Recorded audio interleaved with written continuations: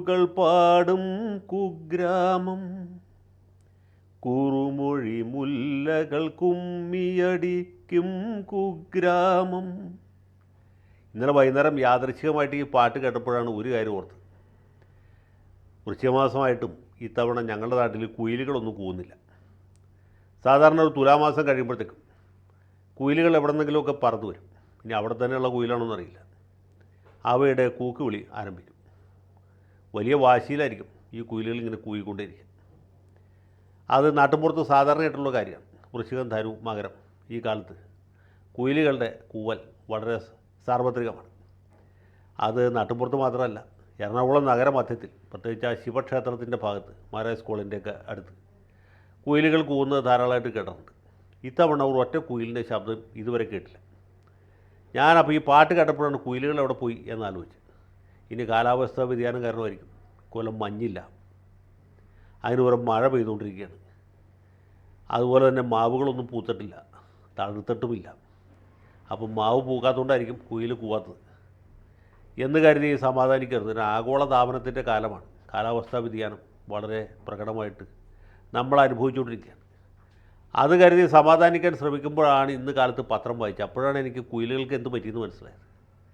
ഇന്നലെ ചലച്ചിത്രോത്സവത്തിൻ്റെ ഉദ്ഘാടന വേളയിൽ ബഹുമാനപ്പെട്ട മുഖ്യമന്ത്രി ഉദ്ഘാടിച്ചു. മുഖ്യാതിഥിയായി പങ്കെടുത്ത പ്രമുഖ സിനിമാ നടി ഷബന ആസ്മിക്ക് അദ്ദേഹം തല തിരിച്ച് പിടിച്ച് ഉപഹാരവും കൊടുത്തു. പിന്നെ ആരോ ചൂണ്ടിക്കാണിച്ചപ്പോൾ അത് ശരിക്ക് പിടിച്ച് ഉപഹാരം കൊടുത്തു. രണ്ടിൻ്റെയും പടം മനോരമ പത്രം ഇന്ന് 1-ാം പേജിൽ പ്രസിദ്ധീകരിക്കുകയും ചെയ്തു. പക്ഷേ അതല്ല, അതിൽ വാർത്ത അതല്ല. ഒരു ചെറുപ്പക്കാരൻ ബഹുമാനപ്പെട്ട മുഖ്യമന്ത്രിയെ കൂവി. ഈ ഉപഹാരം കൊടുത്തപ്പോഴാണോ അതോ അതിന് മുമ്പാണോ അതിന് ശേഷമാണോ എന്നുള്ളത് വാർത്ത കൊണ്ട് വ്യക്തമല്ല. ഈ കൂവിയവനെ അപ്പം തന്നെ പോലീസ് പൊക്കിക്കൊണ്ടുപോയി എന്നുള്ളതാണ്. ഇന്ത്യൻ ഭരണഘടന അനുസരിച്ച് ആവിഷ്കാര സ്വാതന്ത്ര്യത്തിൻ്റെ ഭാഗമാണ് കൂക്കുവിളി. ഞാനൊക്കെ യു സി കോളേജിൽ പഠിക്കുന്ന കാലത്ത് കൂക്കുവിളി വളരെ പ്രചാരം നേടിയ ഒരു വലിയ കലാരൂപം.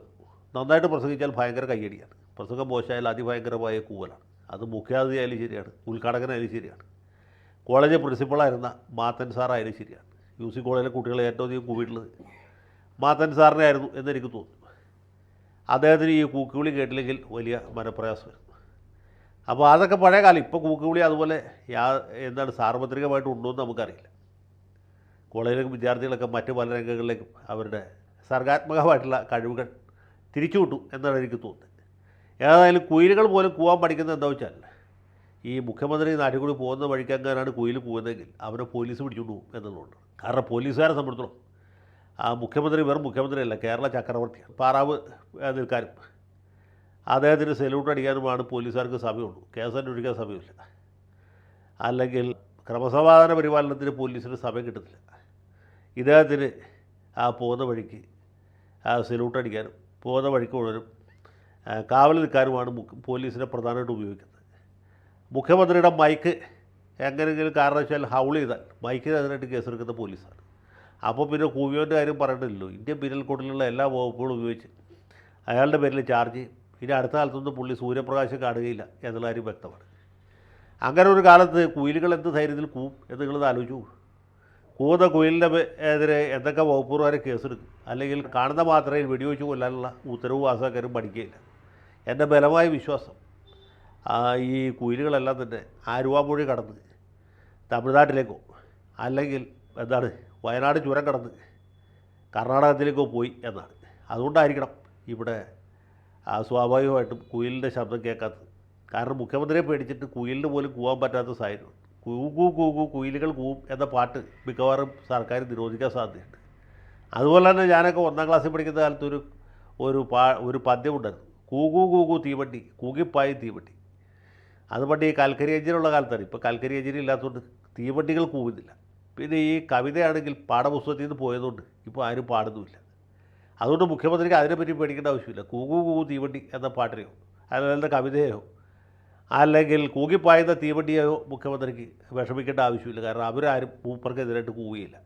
ഏതായാലും ഞാൻ മൂപ്പരെ ഒന്ന് കൂവാൻ തന്നെ തീരുമാനിച്ചു. അതുകൊണ്ട് ഇതിൻ്റെ പേരിൽ എന്തെങ്കിലും കേസെടുക്കാൻ പോലീസ് ഉദ്ദേശമുണ്ടെങ്കിൽ ധൈര്യമായിട്ട് കേസെടുക്കാം.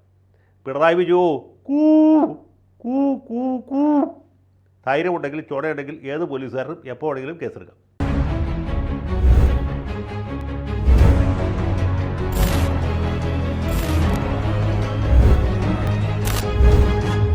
കൂടുതൽ വാർത്തകളും വിശേഷങ്ങളും നിങ്ങളിലേക്ക് എത്താൻ ABC മലയാളം സബ്സ്ക്രൈബ് ചെയ്യുക, ബെൽബട്ടനും അമർത്തുക.